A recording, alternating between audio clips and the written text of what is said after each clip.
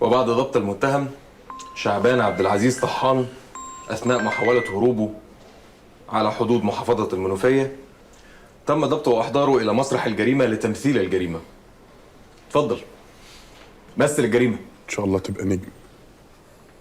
كل اللي حصل فصلت الكهرباء من الرئيسي وما حطيتش جاز للمولد، فالكاميرات قطعت، فجبت دي وكسرت الباترينا، ما اتكسرتش، كسرتها تاني اتكسرت، واللي حصل حصل بقى.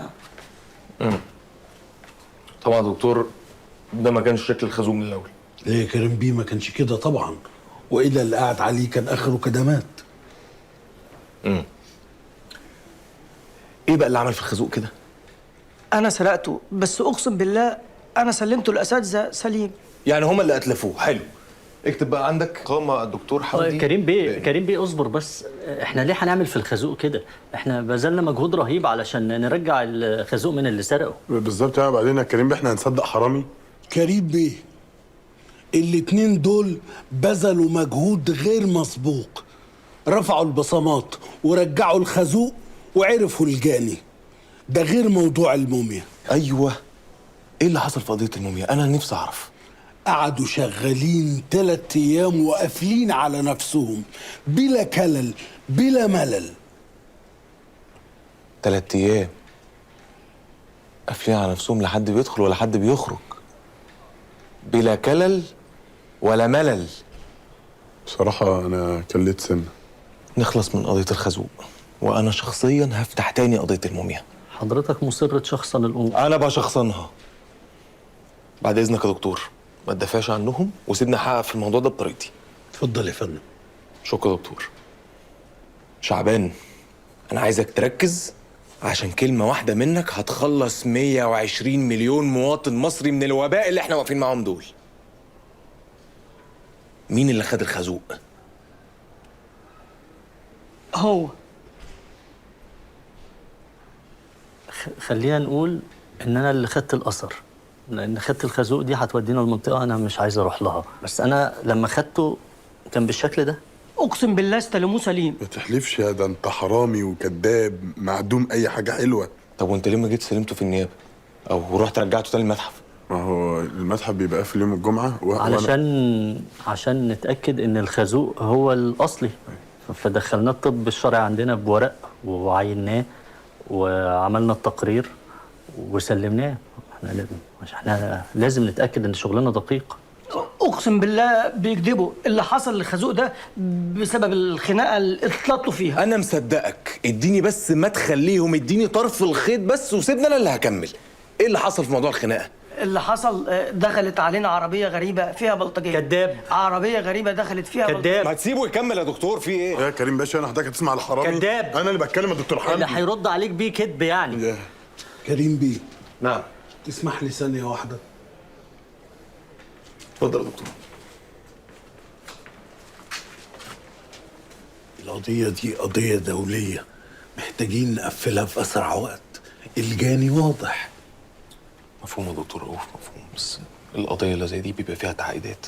شعبان احنا اللي كسرنا الخازوق، معترفين، بس دلوقتي فكر بموضوعيه. سرقه الاثر 10 سنين سجن، اتلاف الاثر 3 شهور، فهل يعقل ان احنا نتسجن 3 شهور بينما انت كده كده داخل السجن، فمش هتفرق معاك 10 سنين من 10 سنين و3 شهور؟ بالظبط، وهنعوضك. لا لا لا، الموضوع مش محتاج التفكير ده كله. خد بالك، انت لو قلت لا مش هتتحبس لوحدك، انت هتتحبس انت والجرمق اللي كان في البيت ده كله، لان هم متسترين على مجرم. فتستر انت علينا وشيل الليله بدل ما تدخلوا كلكم السجن، وهنعوضك باللي نفسك فيه. هتعوضوني عن ال10 سنين؟ عن ال3 شهور، ال10 دول بتوعك انت كده كده، ال3 دول انت هتستقبلنا. لا 10 و3 شهور هنعوضك عليهم كلهم. وتودوا عيالي المدارس؟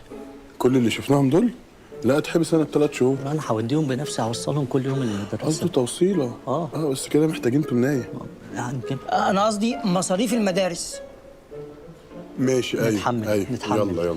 وتفتحوا لمراتي مصنع موبيليا، وتجيبوا شقه لحمايا وحماتي، وامي وابويا تحججوهم. لا انت لو بعت الخازوق مش هيجيب كل ده. بس ماشي احنا موافقين. فكر كإنسان. انت سرقت الخازوق عن قصد، احنا جبنا الخازوق واتكسر مننا واحنا راجعين، حرام ان احنا نتسجن معاك يا شعبان. بالظبط. وبعدين كل اللي نفسك فيه هيتعمل، ومن النهارده اعتبر اهلك اهلنا ونحل وكل اللي نفسك فيه هيتحقق. بس قول لي انا تمام. قول لنا تمام، قول لنا تمام. قول انا موافق.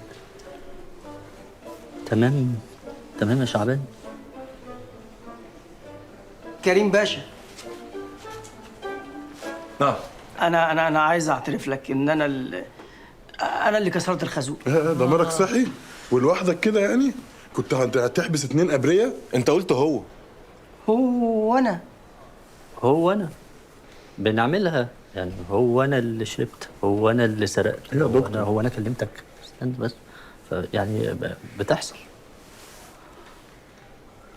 انتوا بتعملوا كده ازاي؟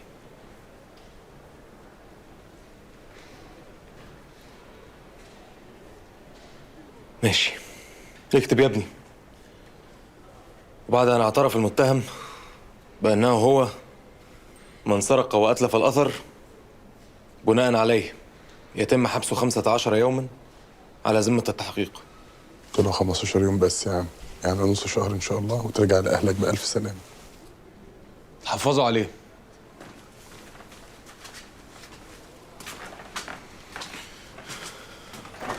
تلاش يا دكتور، هياخد جزاؤه. فيها 25 سنة على الأقل. يستاهل. هو مش سرقة أثر 10 سنين؟ والإتلاف 15.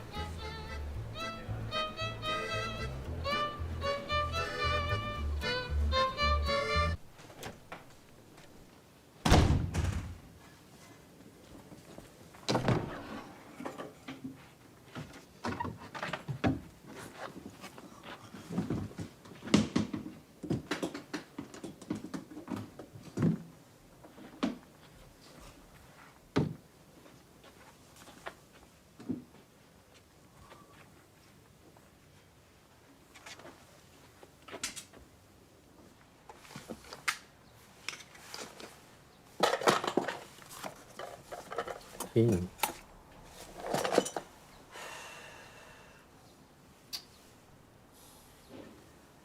منال!